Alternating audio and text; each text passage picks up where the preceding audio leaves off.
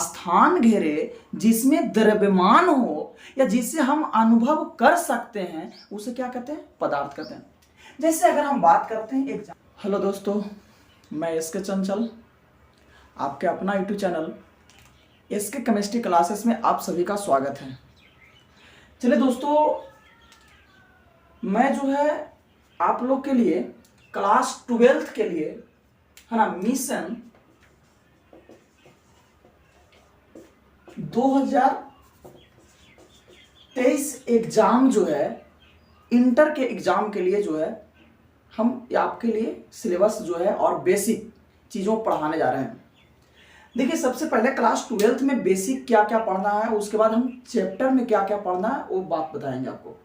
देखिए, बेसिक में सबसे पहले पढ़ना है मेरे भाई पदार्थ, उसके बाद है परमाणु संरचना, उसके बाद है क्या चीज, रासायनिक अभिक्रियाएं, उसके बाद में पढ़ना है ऑक्सीकरण और अवकरण, उसके बाद है इस चैप्टर का नाम है जो है आपका जो है रासायनिक बंधन, उसके बाद है तत्वों का आवर्ती है ना वर्गीकरण। तो ध्यान देना मेरे भाई, ये आपका 5-6 को आपका बेसिक आपका चैप्टर है जो क्लास 12th में आपको इनऑर्गेनिक केमिस्ट्री और फिजिकल केमिस्ट्री में आपको काम आने वाला है। तो ध्यान देना, इसमें बेसिक पढ़ेंगे। सबसे पहला है क्या चीज, पदार्थ है ना, मैटर किसको कहते हैं, पदार्थ कहते हैं किसको। उसके बाद हम पढ़ेंगे परमाणु संरचना के बारे में पढ़ेंगे, उसके बाद हम रासायनिक अभिक्रिया के बारे में पढ़ेंगे, उसके बाद हम पढ़ेंगे ऑक्सीकरण एवं अवकरण, उसके बाद रासायनिक बंधन, उसके बाद हम पढ़ेंगे तत्वों का वर्गीकरण पढ़ेंगे। चलिए दोस्तों,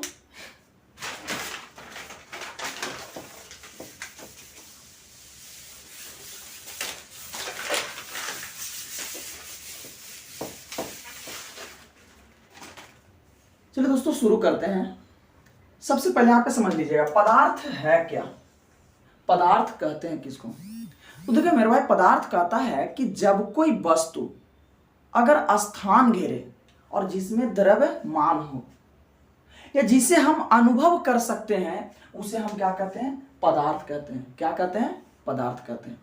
तो ध्यान देना, पदार्थ किसको कहेंगे, जब कोई वस्तु स्थान घेरे जिसमें द्रव्यमान हो या जिसे हम अनुभव कर सकते हैं उसे क्या कहते हैं, पदार्थ कहते हैं। जैसे अगर हम बात करते हैं एग्जाम्पल की, जैसे हमने यहां पे कहा वायु है ना, जैसे में आपका जो है हीरा है ना, नमक, इस सब का सब आप क्या है, पदार्थ है। क्या है, पदार्थ है। जैसे कॉपी है ना, कलम, बेंच, ईट, डॉट डॉट डॉट ETC, ये सब का सब क्या है, पदार्थ है। क्या है, पदार्थ है। जैसे कलम है, तो कलम है तो ये भी क्या है, इसका जो है हम रखेंगे तो कुछ ना कुछ तो एरिया घेरेगा, जगह घेरेगा, कुछ ना कुछ इसमें तो वेट होंगे, द्रव्यमान होंगे है ना, तो इसको हम क्या कहते हैं, पदार्थ कहते हैं। तो पदार्थ कहता है कि जब कोई वस्तु स्थान घेरे जिसमें द्रव्यमान हो या जिसे हम अनुभव करेंगे उसे हम क्या कहेंगे, पदार्थ कहते हैं। जैसे देखिए वायु, वायु को हम क्या कर सकते हैं, इसको अनुभव कर सकते हैं, इसे हम क्या कहेंगे, पदार्थ है। जैसे हीरा हो गया, नमक हो गया, कॉपी हो गया, कलम हो गया, बेंच हो गया, ईंट हो गया, पत्थर हो गया, इस सब का सब जो है क्या है, पदार्थ है। देखिए, कुछ ऐसे भी वस्तु हैं जिसे हम अनुभव कर सकते हैं लेकिन वो पदार्थ नहीं है। जैसे ध्यान दीजिएगा,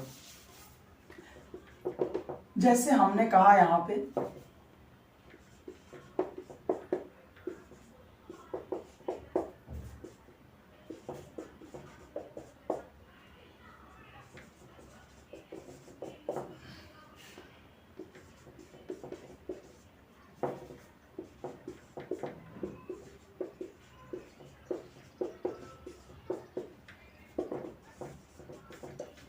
देखिए कहता है ना, कुछ ऐसे भी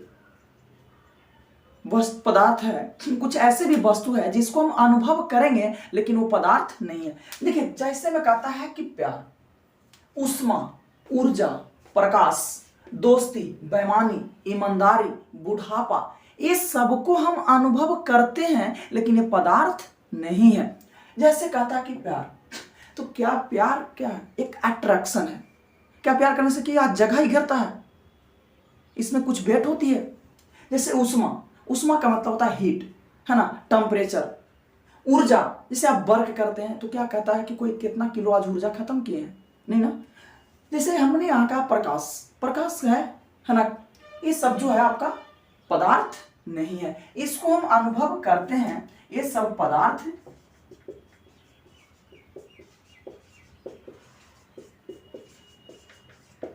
इस सब का सब जो है पदार्थ नहीं है। यानी कि ये आपका जो है जो बॉक्स में घेरा हुआ है इसको हम अनुभव करते हैं लेकिन ये पदार्थ नहीं है। समझ में आ गया? चलिए अब आगे चलते हैं।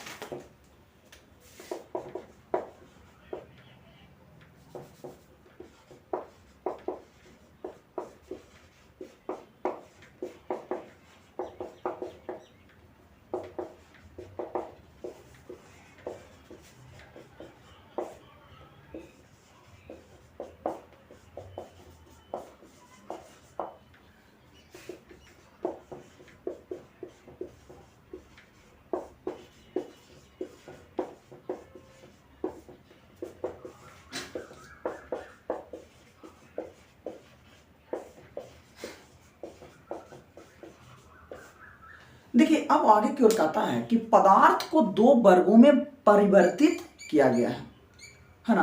यानी पदार्थ को दो भागों में हम इसको कह सकते हैं बांटा गया है। पहला है भौतिक परिवर्तन, दूसरा है रासायनिक परिवर्तन। देखिए भौतिक परिवर्तन किसको कहते हैं और रासायनिक परिवर्तन किसको कहते हैं। तो भौतिक परिवर्तन कहता है कि वैसा परिवर्तन है जिसमें पदार्थ अपनी अवस्था बदलने के बाद पुनः उसी अवस्था में वापस लौटने की क्षमता रखे, तो उसे हम क्या कहते हैं, भौतिक परिवर्तन कहते हैं। जैसे देखिए यहां पे, जैसे हमने कहा बर्फ से जल का बनना, बर्फ से जल बनना, तो बर्फ से जल बना, फिर जल से हम बर्फ को बना सकते हैं। यानी कि अपने अवस्था में वापस लौटने की क्षमता रखती है, उसको हम क्या कहेंगे, भौतिक परिवर्तन कहेंगे। जैसे और भी हम कह सकते हैं, जैसे हमने कहा कि बल्ब का जलना, तो बल्ब का जलना फिर बल्ब को बुता देंगे तो ये अपनी अवस्थाओं में चल आता है, तो ये कैसा परिवर्तन होगा, भौतिक परिवर्तन। जैसे हम और भी कह सकते हैं, जैसे मोम का पिघलना, मोम का पिघलना, तो मोम का पिघलना यानी भौतिक परिवर्तन। जब मोम पिघलेगा तो मोम को पिघलाएंगे, अब फिर पिघला हुआ मोम से हम मोमबत्ती बना सकते हैं, मोम बना सकते हैं, तो वो आपका किस अवस्था में, यानी कि भौतिक परिवर्तन कहलाता है। यानी कि अपनी अवस्था में वापस लौट जाने की क्षमता रखे, उसको हम क्या कहेंगे, भौतिक परिवर्तन कहेंगे। रासायनिक परिवर्तन कहता है मेरे भाई वैसा परिवर्तन है जिसमें पदार्थ अपनी अवस्था बदलने के बाद पुनः उसी अवस्था में वापस लौटने की क्षमता नहीं रखे, तो उसे हम क्या कहेंगे, रासायनिक परिवर्तन कहते हैं। जैसे हमने यहां पे कहा, एग्जाम्पल में अगर कहा कि दूध से दही का बनना। देखिए दूध से दही का बनना, तो दूध है और दूध से दही बना दिए, तो बताइए फिर दही से हम दूध बनाएंगे, बन पाएगा, तो नहीं पाएगा। यानी कि अपनी अवस्था में वापस लौटने की क्षमता इसमें नहीं हो, तो उसे हम क्या कहते हैं, रासायनिक परिवर्तन कहते हैं। जैसे देखिए दूध से दही बनना है ना, और दही से दूध बनेगा, नहीं बनेगा, दही से मट्ठा बन जाएगा, दही से मट्ठा बनेगा। अब यहां पे हमने कहा कि लकड़ी का जलना,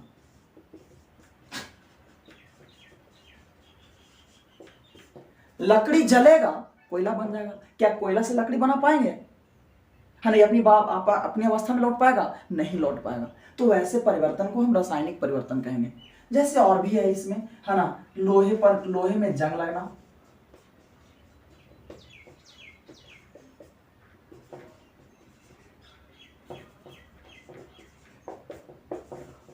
ETC, तो लोहा में जंग लगना कौन सी परिवर्तन, रासायनिक परिवर्तन। जैसे पेड़ से पत्ता गिरना, रासायनिक परिवर्तन, है ना, उम्र का ढलना, रासायनिक परिवर्तन। मतलब उम्र ढलेगा, है ना, बूढ़ा हो जाएंगे धीरे धीरे, फिर कहेंगे कि जवानी आ जाए, नहीं ना। यानी अपनी अवस्था में वापस नहीं लौटने की क्षमता होती है इसमें, तो ऐसे परिवर्तन को रासायनिक परिवर्तन कहते हैं। तो ये आपका हो गया इसका एग्जाम्पल। चलिए इसको नोट कर लीजिएगा।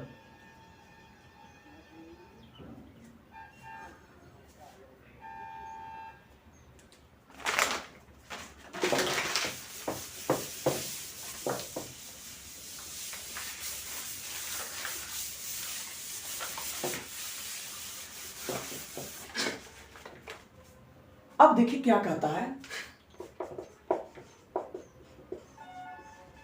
भौतिक परिवर्तन के आधार पर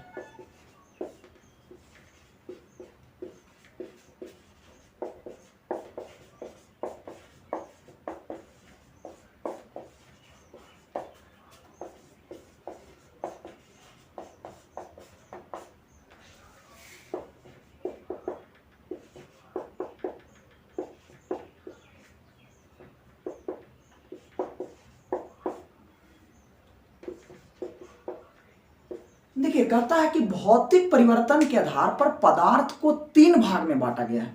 कौन कौन से भाग है समझ लीजिए।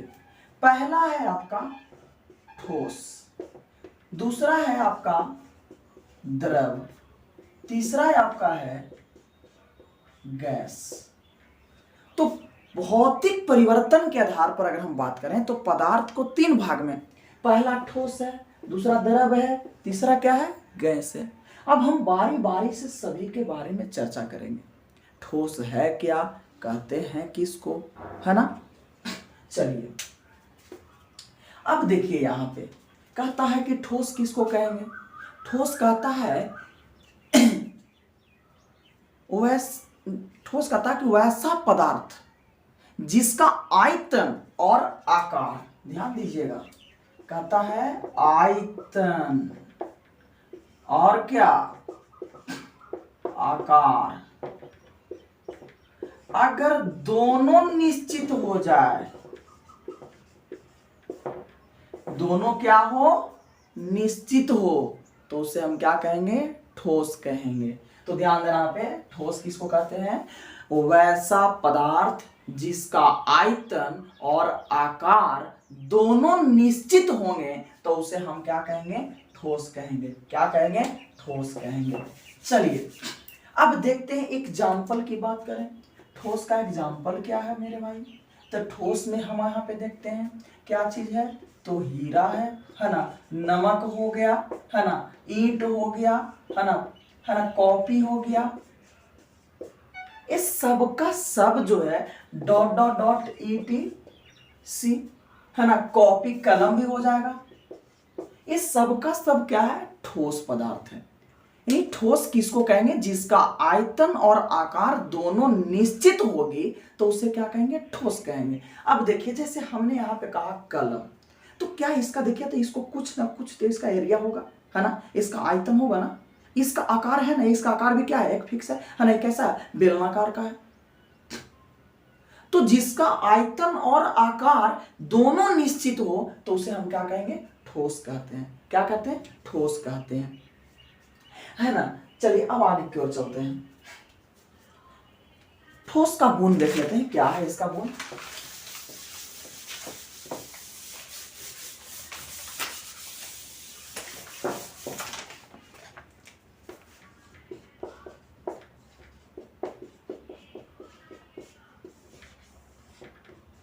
देखिए ठोस का पहला गुण में हम कहेंगे कि इसका आयतन और आकार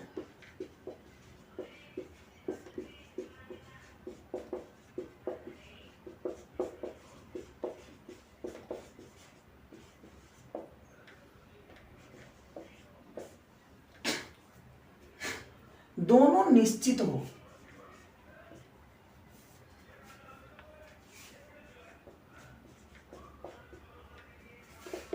दूसरा,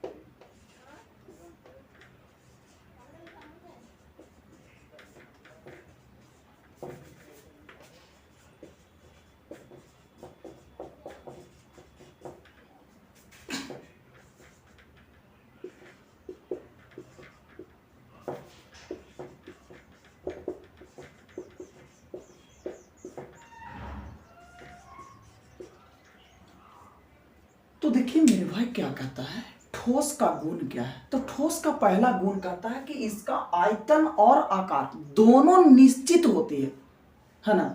दूसरा कहता है कि इसमें अंतराण्विक बल जो है काफी अधिक होता है ना। इस ठोस है, अभी ठोस है तो ठोस में इस कलम में अंतराण्विक बल सबसे ज्यादा होता है। क्यों ज्यादा होता है? क्योंकि इसके कण जो है आपस में सटे होते हैं, एक दूसरे को कस के पकड़े हुए हैं, जिसके कारण इसमें आकर्षण बल ज्यादा लगता है। और ज्यादा आकर्षण बल लगने के कारण ये क्या होता है, ठोस अवस्था में होता है। अगला कहता है कि इसमें अंतराण्विक जो स्थान होते हैं, अंतराण्विक स्थान का मतलब होता है इसमें जो खाली स्थान होते हैं है ना, पदार्थ के जो कणों के बीच जो रिक्त स्थान होती है एक न के बराबर होता है, यानी कि न गण होता है, नहीं होता है। अगला कहता है कि इसे हम इसे दबाया नहीं जा सकता, नहीं ठोस पदार्थ है, इसको हम दबाएंगे तो ये दबेगा नहीं है ना, इसको ज्यादा बरीदी करेंगे तो ये टूट सकता है लेकिन ये दबेगा नहीं। आगे कहता है कि इसके कण जो है आपस में सटे होते हैं।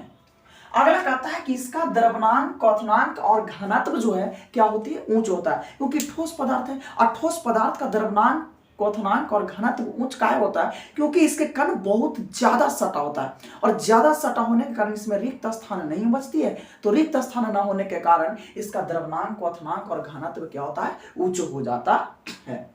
अगला कहता है कि ये नहीं बहता है, यानी कि इसमें बहने की प्रवृत्ति नहीं होती है। ठोस है, अब इसको हम बहाएंगे ये नहीं बहेगा, भले के लुढ़क जा सकता है ना, इसको लुढ़काएंगे तो लुढ़क जाएगा, लेकिन ठोस पदार्थ में बहने की प्रवृत्ति नहीं होती है। तो ये मेरे भाई गुण था इसको। अब देखिए थोड़ा सा यहाँ पे समझ लीजिए, कुछ कुछ यहाँ पे पॉइंट आया। पॉइंट क्या आया देखिएगा। सबसे पहला बात है अंतराण्विक बल केकरा कहते हैं। दूसरा बात आया यहाँ पे अंतराण्विक स्थान क्या है। तीसरा यहां पे आया द्रव्यमाप केकरा कहते हैं। चौथा आपका है क्वथनांक। उसके बाद क्या है, घनत्व। घनत्व किसको कहते हैं? तो इस सारी चीजों के बारे में हम अभी जस्ट इसमें अध्ययन करेंगे।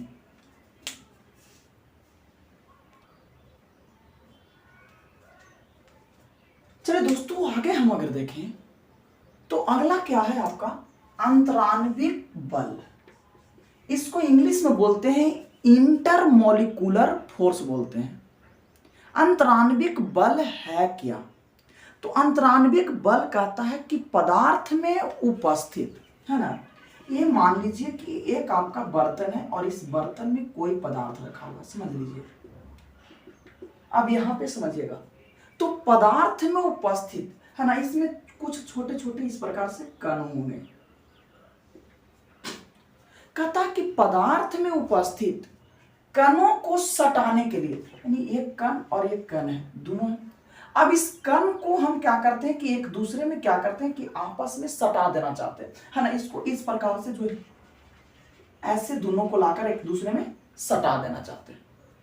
तो पदार्थ में उपस्थित कणों को सटाने के लिए हम इसमें प्रयोग करते हैं आकर्षण बल।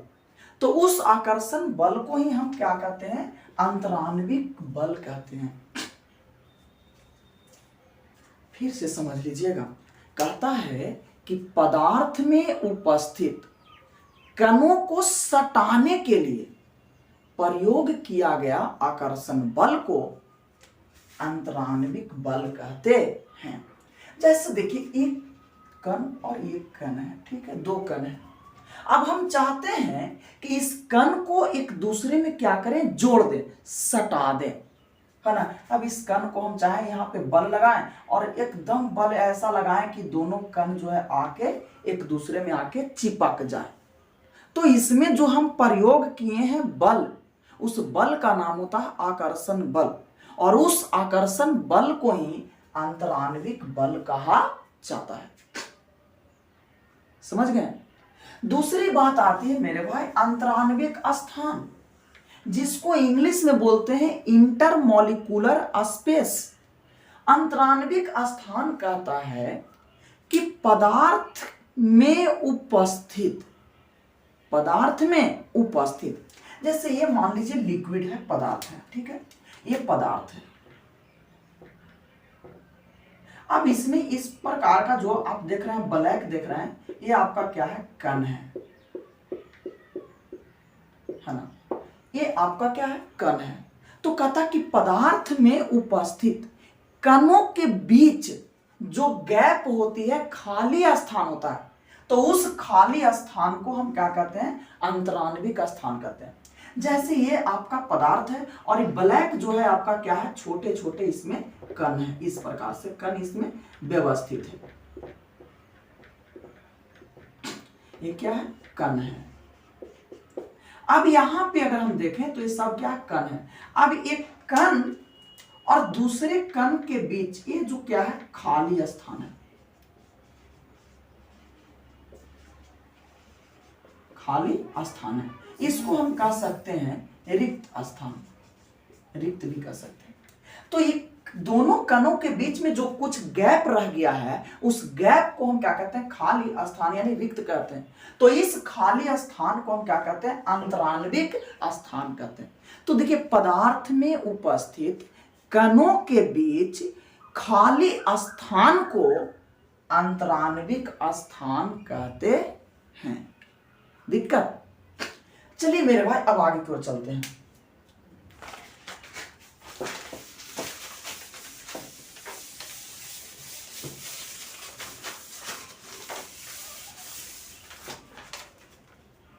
अब बात उठती है मेरे भाई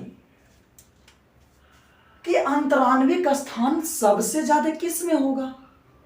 देखिए, ठोस है तो ठोस में तो इसमें अंतराण्विक स्थान कम होगा ना। क्यों कम होगा? क्योंकि इसके कण एकदम काफी सटा होता है, एक दूसरे से एकदम चिपका हुआ रहता है ना। जैसे देखते हैं ईंट में क्या होता है, एकदम कण एकदम एक दूसरे से एकदम पूरा एकदम चिपका हुआ है, एकदम पूरा एकदम सटा हुआ है ना, जिसके कारण इसमें खाली स्थान नहीं बचता है। ईंट में एकदम पूरी तरह से इसमें जो है क्या होती है कि जितने भी एकदम छोटे छोटे कण होते हैं एक दूसरे से एकदम पूरा सटा होता है, जिसके कारण एकदम काफी कठोर हो जाता है।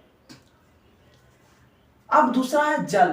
तो जल में जो है खाली स्थान ठोस से ज्यादा होता है, लेकिन गैस से कम होता है, और गैस में अंतराण्विक स्थान सबसे ज्यादा होता है। अंतराण्विक बल, अंतराण्विक स्थान दोनों पढ़ लिए। अब हम चलते हैं यहां पे मेरे भाई आगे की ओर। अगर हम बात करें तो अगला है क्वथनांक। इसको हम कहते हैं बॉइलिंग पॉइंट।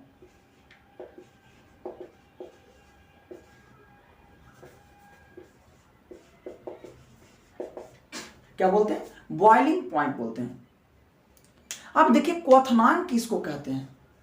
क्वथनांक कहता है मेरे भाई कि जिस न्यूनतम ताप पर, ध्यान दीजिएगा,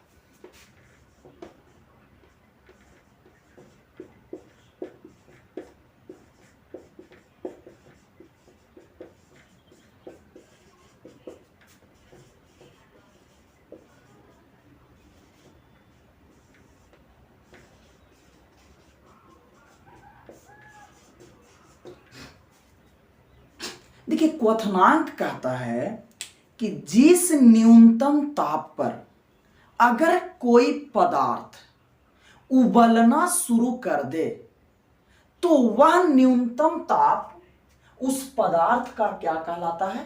क्वथनांक कहलाता है। जैसे समझ लीजिए, हमने इस पदार्थ को क्या किया, गर्म करना शुरू कर दिया। अब जैसे ही गर्म करना शुरू किए, अभी धीरे धीरे क्या होगा, जो है पिघलेगा, और पिघलने के बाद ये उबलना शुरू कर देगा।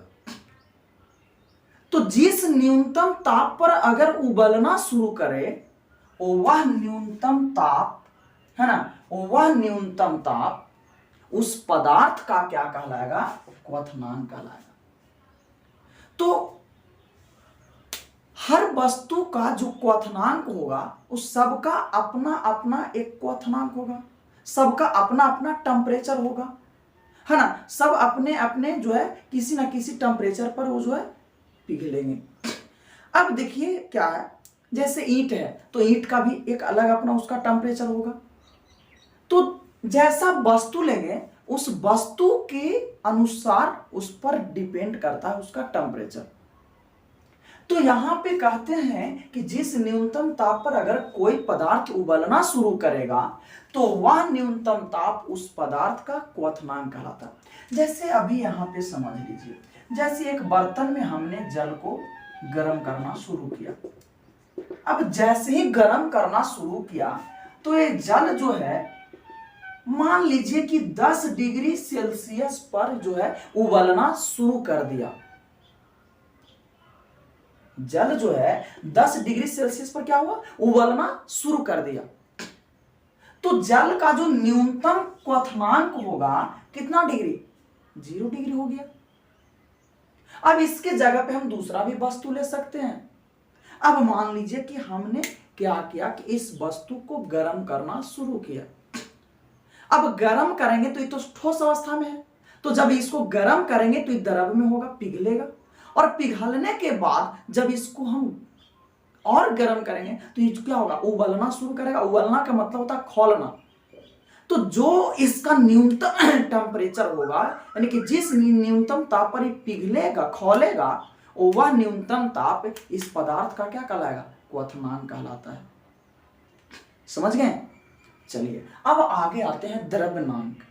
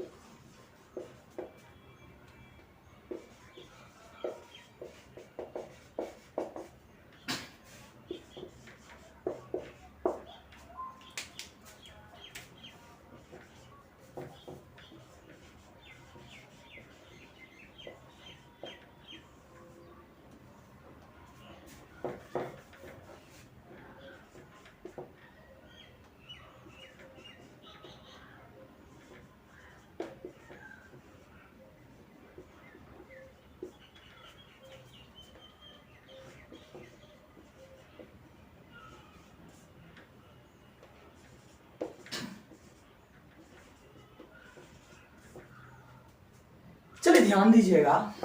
अब यहां पे क्या कहता है, कहता है कि गलनांक, या इसी को हम कहते हैं द्रव्यनांक। देखिए गलनांक को इंग्लिश में बोला जाता है मेल्टिंग पॉइंट, और इसको शॉर्ट में अगर हम देखें तो एमपी बोलते हैं। देखिए गलनांक या द्रव्यनांक कहता है कि जिस न्यूनतम ताप पर अगर कोई पदार्थ पिघलना शुरू कर दे तो वह न्यूनतम ताप उस पदार्थ का क्या कहलाएगा, गलनांक या तो द्रव्यनांक कहलाएगा। जैसे यहां पे समझ लीजिए, ये आपका कलम है। अब इस कलम को हम क्या किए, गर्म करना शुरू किए। अब जैसे ही गर्म करना शुरू किए, अब मान लीजिए कि गर्म हम इस कलम को जो है ना, ये पेन को जो है क्या किए, इसको हम गर्म करना शुरू किए, नीचे से इसको हम गर्म करना शुरू किए।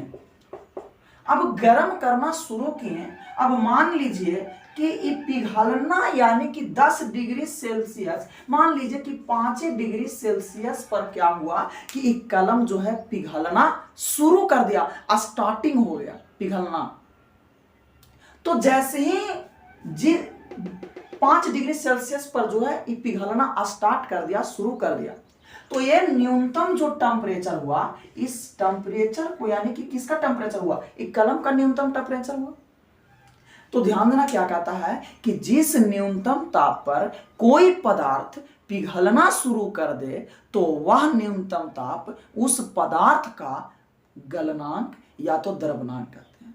तो जैसे कलम है, अब इसको हम गर्म कर दें, जैसे इसको हमने गर्म किया, मान लीजिए कि हमने इसको जो है गैस से गर्म करना शुरू किया, तो गैस से गर्म करेंगे तो ये हो सकता है कि जल्दी पिघल जाएगा। अब मोमबत्ती से इसको गर्म करना शुरू करें, तो मोमबत्ती से गर्म करेंगे तो ये धीरे धीरे जो है हो सकता है कि 1 घंटा, 2 घंटा, 3 घंटा हो सकता है, लग सकता है। तो डिपेंड करता है कि हम क्या चीज से इसको गर्म कर रहे हैं, किस प्रकार के जो है ना, या मोमबत्ती से जला रहे हैं या तो हम गैस से इसको गर्म कर रहे हैं, ये डिपेंड करता है उस पर। तो द्रव्यनांक या गलनांक किसको कहेंगे? तो जिस न्यूनतम ताप पर कोई पदार्थ अगर पिघलना शुरू कर दे तो वह न्यूनतम ताप उस पदार्थ का क्या कहलाता है? गलनांक या तो द्रव्यनांक कहलाता है। तो चलिए दोस्तों, आज का वीडियो यहीं पे समाप्त करते हैं। अगर वीडियो अच्छा लगा हो तो लाइक और शेयर करिए और कमेंट बॉक्स में अपना विचार जरूर दें। अगर चैनल को सब्सक्राइब नहीं किए हैं तो जल्द से जल्द चैनल को सब्सक्राइब कर लें, ताकि आपके पास जो वीडियो यानी कि जो लोड करें तो सबसे पहले आपके पास पहुंच सके। चलो दोस्तों, आज के लिए इतना ही। फिर अगले क्लास में, फिर अगले एपिसोड में मिलते हैं। तो आज के लिए इतना ही। जय हिंद, जय भारत।